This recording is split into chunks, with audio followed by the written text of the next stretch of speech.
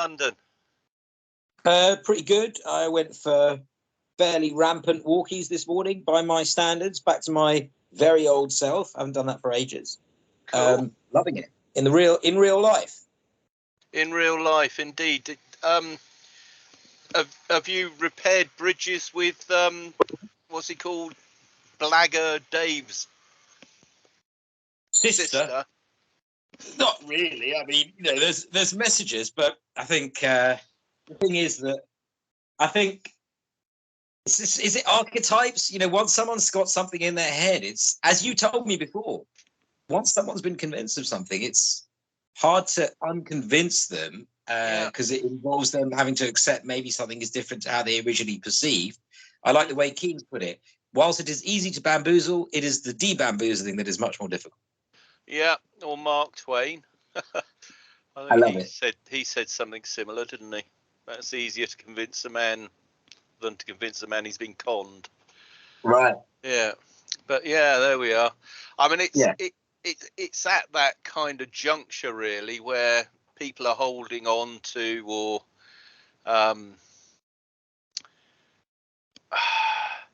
defending whatever holy grail it was. They've got, you know, the two sides of the great COVID vax debate, the mask debate, it's all of these polarities. Can I give you an example of a couple of things that I'm reflecting on at the moment? So firstly, there is the issue to do with an article that I read in the FT on Saturday and things around that. And then secondly, there's something to do with the way in which people who are anti-war left in England are responding to certain aspects of the Russia-Ukraine thing, which is almost parallel to the COVID thing. So firstly, Gillian Tett wrote an article on, well, it's in the magazine from the FT on the weekend, but she actually wrote it a few days before, and it's in response to her interviewing Alex Karp of Palantir at some FT festival. The video is on YouTube. She's more critical of him, or presents critical views of him more in the YouTube video than she does in the article that she wrote, which is probably about 800 to 1,000 words. In the article, I sent it to Bob Gill, and he told me I should really send it to somebody else, who I did, and gave me feedback. In the article, she basically says, some people criticized us for interviewing Alex Karp. I believe that we should put these people, you know, in public and question them. But the thing is, she doesn't appear to have done very much research. And so she repeats this claim that Palantir helped track down Osama bin Laden. But other people have told me there's no evidence of that. You know, it's just Palantir PR.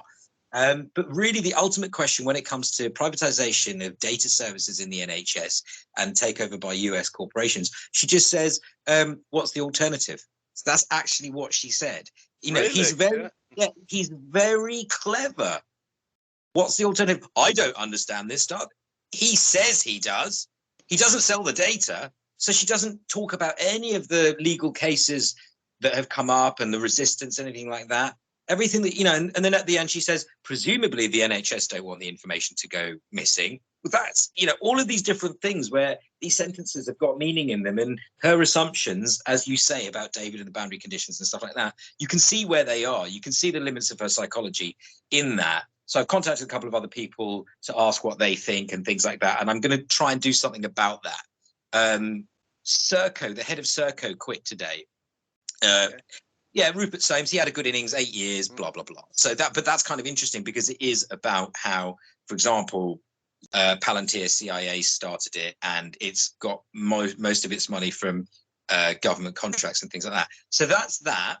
And then the second story that's quite interesting is I was asking Matt Kennard, who runs this thing called Declassified, I was asking him for his views on whether or not Osama bin Laden was captured by Palantir and the US Army, or whether, you know, Palantir had nothing to do with it. He didn't get back to me. I get it. He's busy. He's important, blah, blah, blah.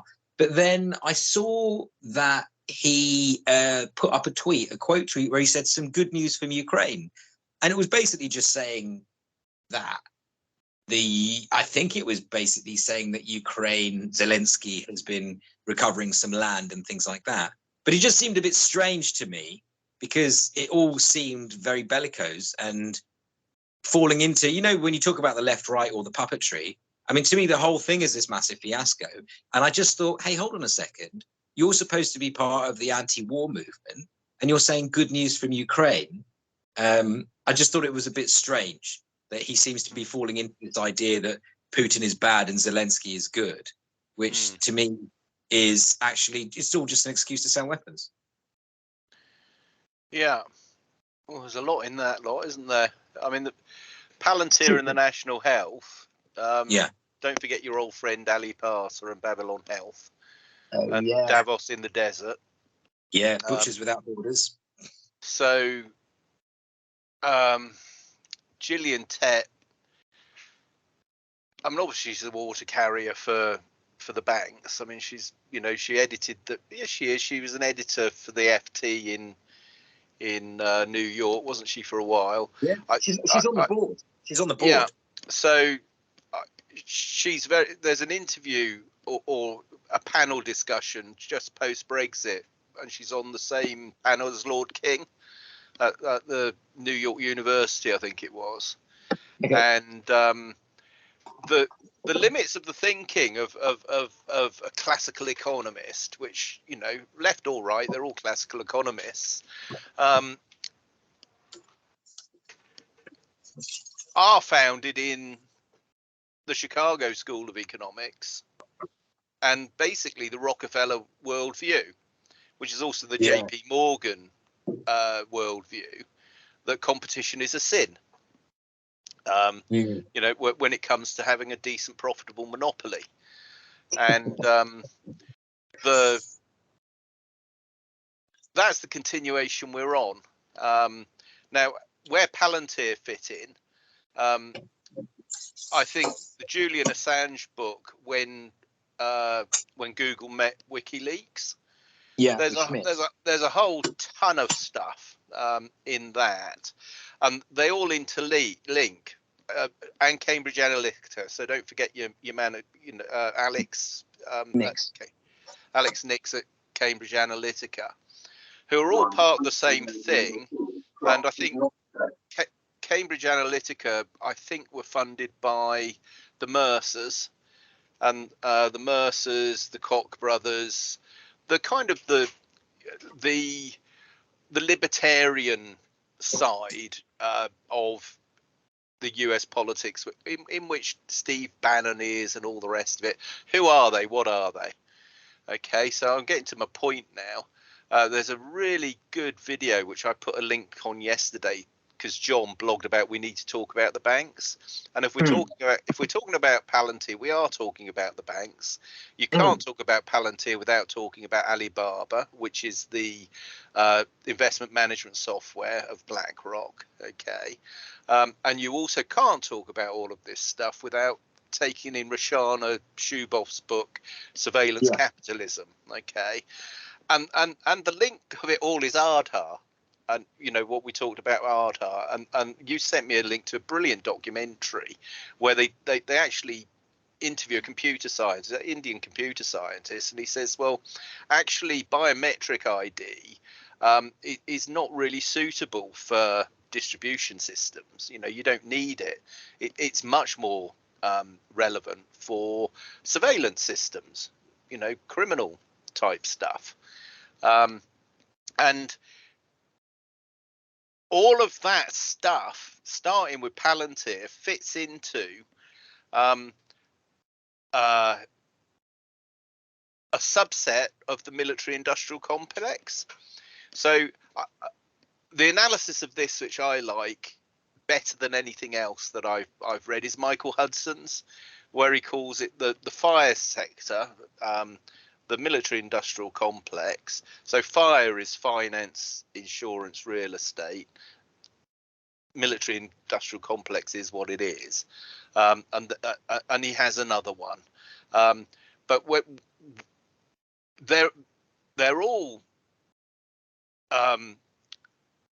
categories in their own right, but they overlap, and there's a subset in there, and that's where the data sharing It's a little bit like upselling or cross-selling.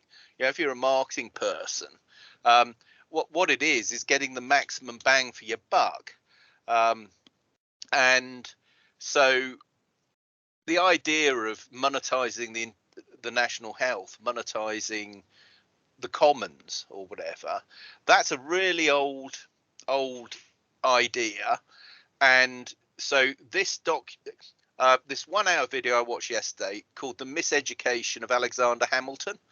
And Alexander Hamilton basically edited the Federalist Papers, was a signatory to the US Declaration of Independence, and is the subject of a musical. And that musical gives a fictionalized account of who exactly Alexander Hamilton was. Now, Alexander Hamilton effectively set up the first central bank in the United States, and preferred. And then Andrew Jackson got rid of it, right? That's right. It's a really long timeline leading up to 1913 when they re-established the Fed, which is the second or third central bank of the states.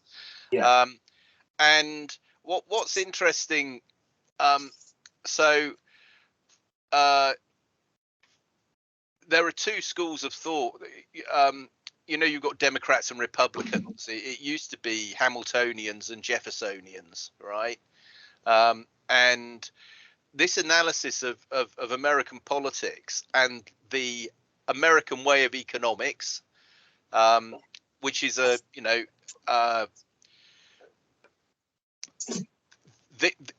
video, what it talks about is a Dutch family which Hamilton married into, and they had a feudalist system on their land in the States, and there was an anti-rent movement and all this. So what effectively it's what Marx called rentiers, and to use Marx's terminology is obviously taboo, because people say, oh, that's a Marxist sort of nomenclature, and therefore you must be a dirty, rotten commie or something. Now, this idea of rentiers and what have you, what you've basically got with Palantir and the military-industrial complex, it is tax farming, and tax farming is a form of state rentier capitalism. Okay, which isn't which isn't respectful of individual property rights. Okay, corporate property rights, different thing altogether. So this is the idea of going back to feudalism. There's a wonderful book by a guy called Joel Kopkin, which has feudalism in the title, and he tracks this idea too. This is also my idea about the Uberization of the property market, and the point is if you want to command and control from the centre, a state monopoly form of capitalism, the secret police, the surveillance side of things, really, really important. So of course Palantir is important, but they're part of a wider network. You know, maybe they're the tip of the maybe they're the shaft of the spear, if you like, and the tip of the spear is expendable. You know what you were just saying about if you want to have a certain form of capitalism, then the surveillance is important. So does that mean that in some way there's some sort of a rapid reaction force against whatever it is that's being surveilled? Well, there's something kicking in, maybe not rapid, but there's something kicking in, right? That's what you mean, to get everyone to behave. Well, is that what you meant? It's a threat of it. This is the Huxley point in Brave New World about people will come to love their own slavery, as it were. Slavery is a very emotive word, you know, and perhaps it's the wrong word. You know, it is is aristocracy, in the Greek sense, as it were, necessarily and always tyrannical? Is monarchy necessarily and always tyrannical? Is republicanism always and necessarily tyrannical? Well, of course, the answer to that is no. And the premises that one would need to form a conclusion of whether that would be the outcome or not are, there are several variables that you'd have to look at. So my point at the moment, Ranjan, is Palantir is obviously an important ingredient, this surveillance side of things. Now, why would Tett be saying, oh, well, there's no alternative in her world? Of course, if you have a patronage system of rationing of carbon, of course you have to monitor it. Ranjan, I'm going to have to call you back.